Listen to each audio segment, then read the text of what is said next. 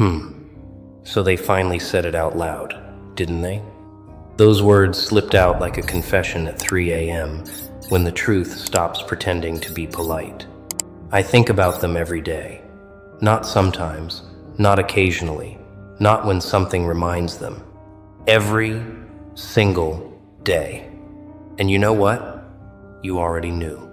You felt it in the air, in the silence that followed your name in conversations you weren't part of, in the energy that shifted when you entered the room even when you weren't physically there. But hearing it, hearing them admit it, that's the chef's kiss, isn't it? That's the moment the universe whispers, "Congratulations, you beautiful chaos. You've become unforgettable. Welcome back, or should I say, welcome to the penthouse suite of their consciousness, because clearly you're not just visiting their thoughts anymore.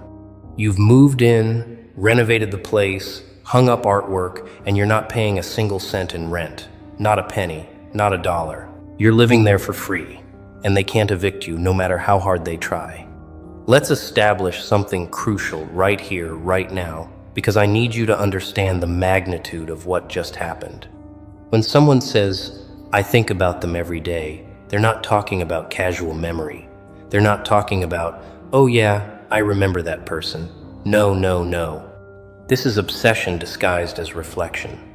This is you occupying space in their mind that was supposed to be reserved for their own growth, their own healing, their own future.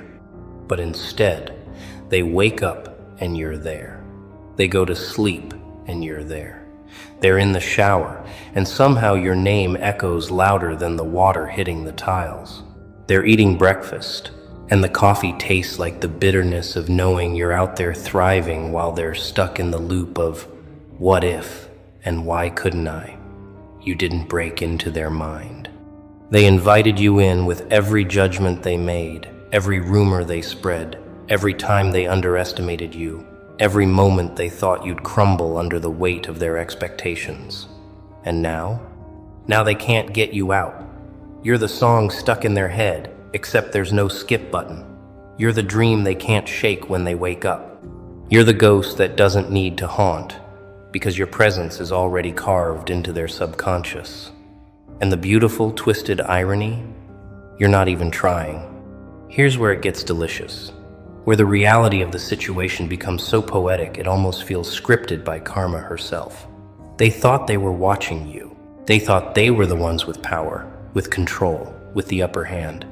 They analyzed your every move, dissected your choices, whispered about your failures, celebrated your struggles like it was their personal entertainment. But what they didn't realize, what they couldn't see because they were too busy staring through their binoculars of bitterness, is that every second they spent focused on you was a second they stole from their own life. Every minute they used to criticize you was a minute they could have used to build something of their own. Every hour they wasted plotting against you, talking about you, hoping you'd fall, was an hour they lost forever. And now, here they are, months or maybe years later, realizing that while they were busy trying to tear you down, you were busy building an empire they can't even begin to touch. You were healing in silence. You were growing in the dark. You were becoming the version of yourself that didn't need their validation, their approval, or their acknowledgement. And that terrifies them more than anything, because it means all that time, all that energy, all that focus they poured into you didn't stop you. It fueled you. But let's talk about what I think about them every day really means when you strip away the polite confession and get to the raw, unfiltered truth underneath. It means they wake up and your name is the first thought that crosses their mind. Not because they love you, but because they can't comprehend how you survived what they tried to put you through. It means they scroll through social media not to see what their friends are doing, but to see if you've posted, if you're happy, if you've moved on, if you're winning, because they need to know. They need confirmation that you're still struggling, still hurting, still affected by their absence or their betrayal or their cruelty. But every time they look, they see the opposite. They see you glowing, they see you laughing, they see you thriving, and it eats them alive because it dismantles the narrative they built in their head, the story where you were supposed to be broken, defeated, destroyed. Instead, you're the main character in a redemption arc they never saw coming, and they're just extras in the background of your comeback story. They replay old conversations in their head, searching for the moment where you faked it, trying to convince themselves that your kindness wasn't real, that your strength was an illusion, that your success is temporary. But deep down, they know the truth. They know you were real. They know you were genuine. They know everything they accused you of being was actually just a reflection of what they feared in themselves. Now here's the part where we flip the script entirely, because living rent-free in someone's head isn't just about them thinking about you. It's about why they can't stop.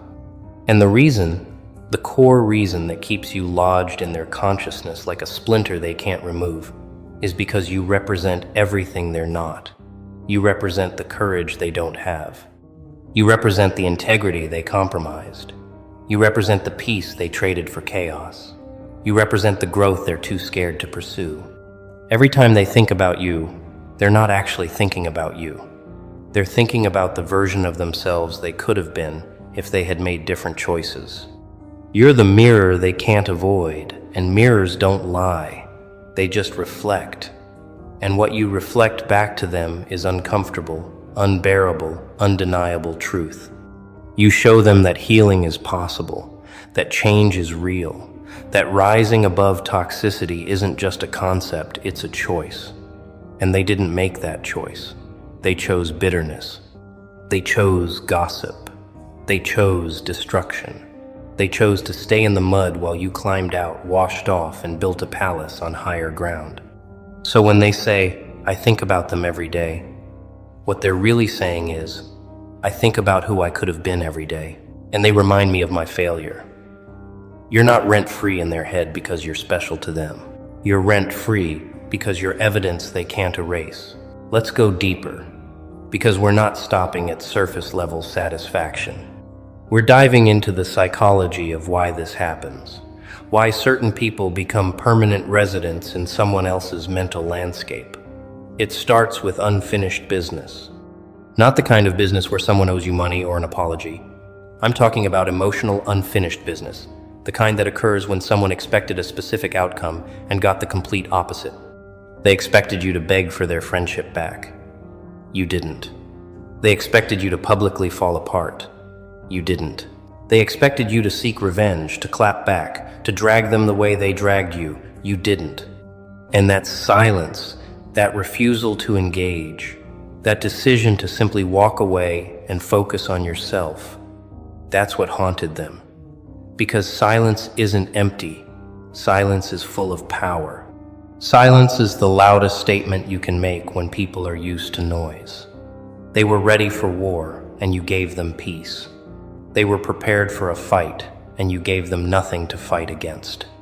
You became untouchable not because you built walls, but because you built wings and flew to a place they couldn't reach.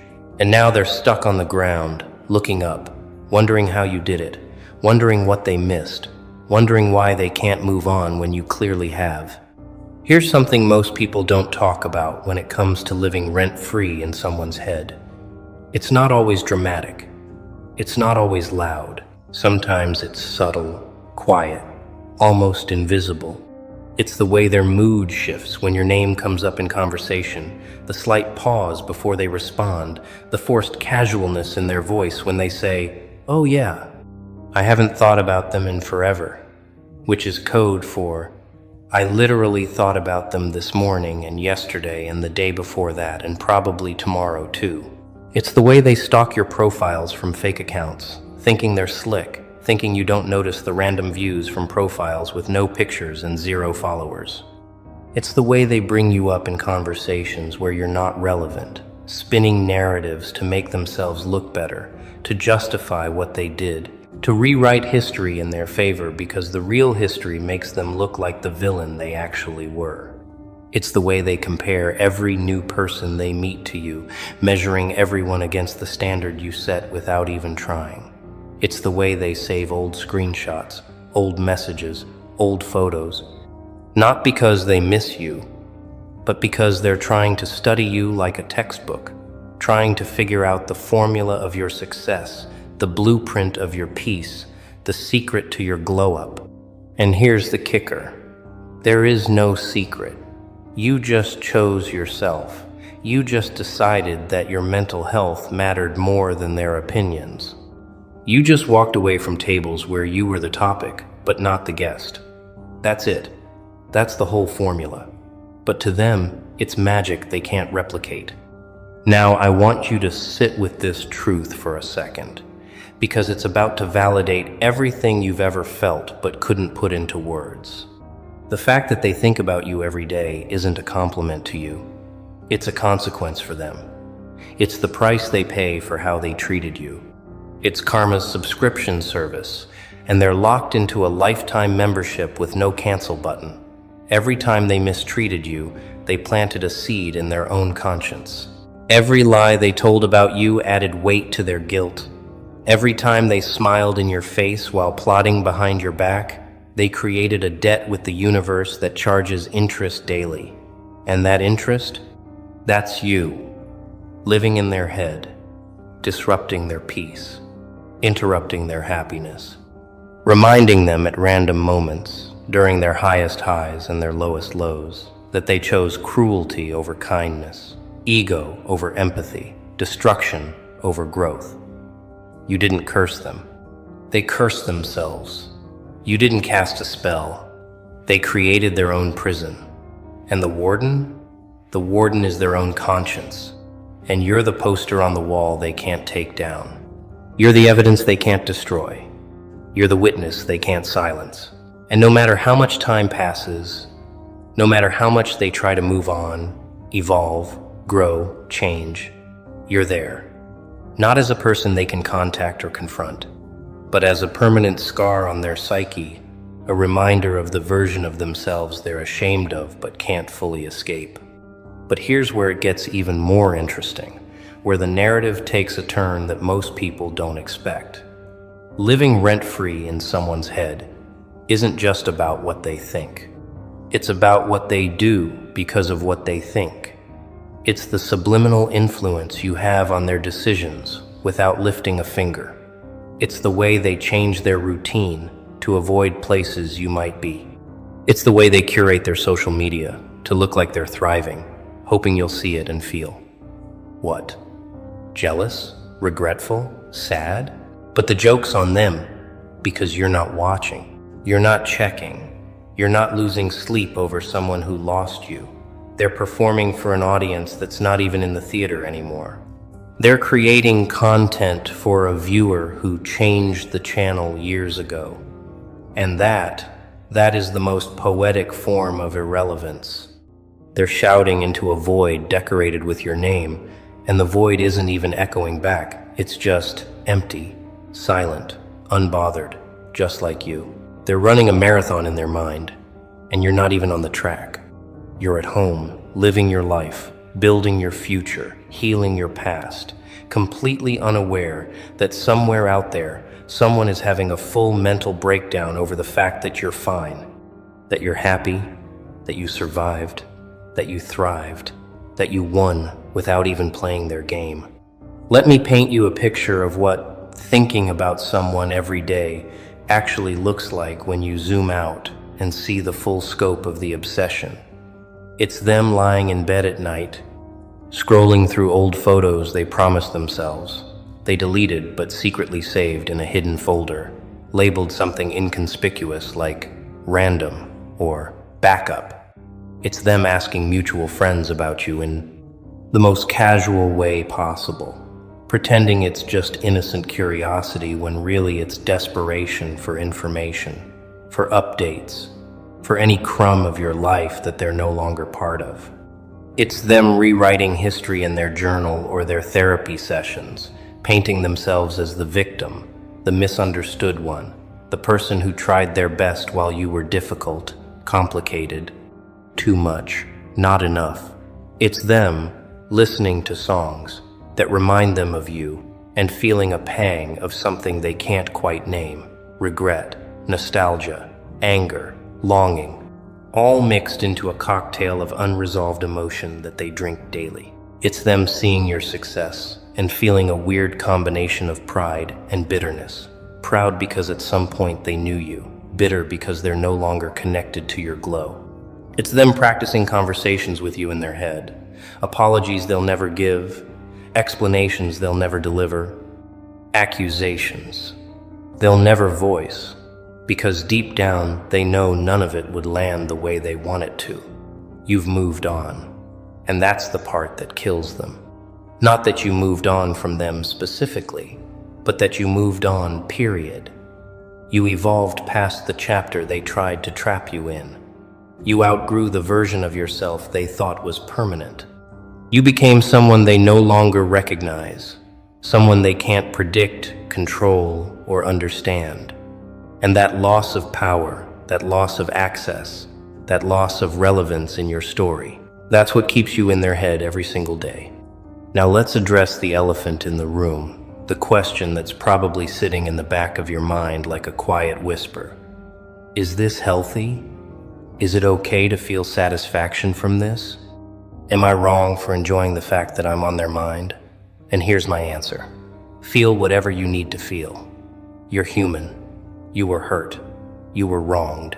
You were betrayed, abandoned, misunderstood, judged, attacked. You have every right to feel vindicated when the universe confirms that your absence left a mark, that your presence was more valuable than they realized, that your peace was worth more than their chaos. This isn't about being petty. This isn't about revenge. This is about validation. This is about knowing that your pain wasn't invisible, that your worth wasn't imaginary, that your impact wasn't insignificant. They think about you every day because you mattered. You change something in them, even if that change is discomfort, even if that change is regret, even if that change is the realization that they lost something real when they chose to destroy it. So, yes, feel that satisfaction. Let it wash over you like sunlight after a storm. Let it remind you that you're not crazy for feeling like you deserved better, because you did, you do. And their daily thoughts are just receipts from the universe. Proof that you were right to walk away, right to choose yourself, right to protect your peace, even when it meant losing people who didn't deserve to keep you anyway. But here's the twist, the part where wisdom meets power, and you realize that living rent-free in someone's head is only satisfying if you're not living in a prison of your own making. Because yes, they think about you every day, but do you think about them? And if you do, what kind of thoughts are they? Are they thoughts of triumph and satisfaction, or are they thoughts of anger and resentment? Are they empowering you, or are they draining you? Because here's the ultimate truth that nobody tells you about living rent-free in someone's mind.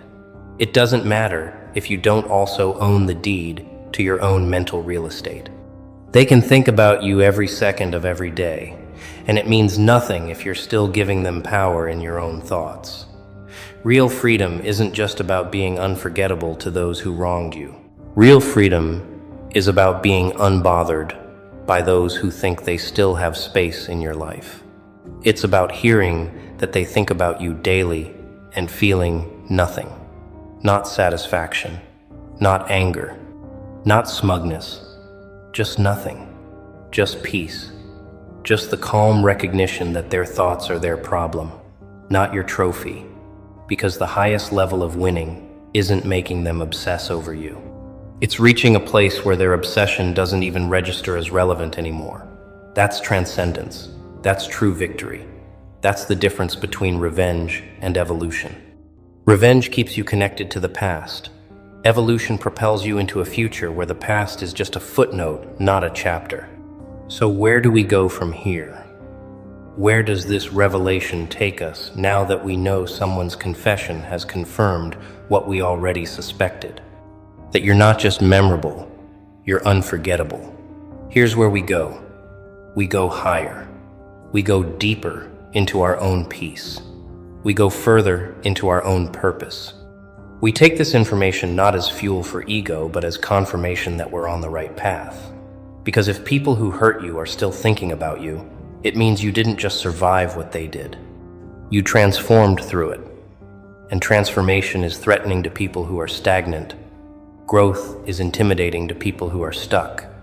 Peace is offensive to people who are drowning in chaos. So let them think about you. Let them replay old memories and dissect old conversations and wonder what could have been different. Let them carry you in their thoughts like a weight they can't put down. Because while they're doing that, you're going to be over here, in the present moment, fully alive, fully free, fully focused on becoming the best version of yourself that's possible. You're going to wake up and think about your goals, your dreams, your family, your purpose, your joy. You're going to go to bed grateful, content, at peace. And somewhere, in some corner of the world, someone is going to be lying awake, thinking about you, wondering how you do it, wishing they could undo what they did, regretting decisions they can't take back. And that's not your responsibility to fix. That's not your burden to carry. That's their karma to reconcile with. You just keep walking forward. You just keep glowing. You just keep living so loudly, so brightly, so authentically that anyone who thinks about you can't help but see the contrast between who they are and who you've become. Let's talk about the anatomy of obsession for a moment, because understanding why someone can't stop thinking about you is part of understanding your own power. Obsession happens when someone's brain gets stuck in a loop of trying to solve a puzzle that doesn't have a solution. In their case, the puzzle is you. How did you survive? How did you recover? How did you move on? How did you become better instead of bitter? How did you heal instead of hurt others? How did you rise instead of staying down? These are questions they ask themselves every single day, and the answers evade them, because the answers require self-awareness they don't possess. They don't understand that you survived because you chose to. They don't understand that you recovered because you did the work. They don't understand that you moved on because you released what wasn't meant for you. They don't understand that you became better because you refused to let pain poison your spirit. They don't understand that you healed because you faced your wounds instead of projecting them onto others. They don't understand that you rose because you had faith in yourself, even when no one else did. And because they don't understand, they keep thinking. They keep wondering. They keep analyzing. They keep circling back to you in their thoughts, hoping that one day the pieces will click, that one day they'll figure out your secret, that one day they'll decode the formula. But there is no formula. There's just choice. And you made the right ones. They made the wrong ones. And now they're living with the consequences of watching someone they underestimated outgrow them in every way possible.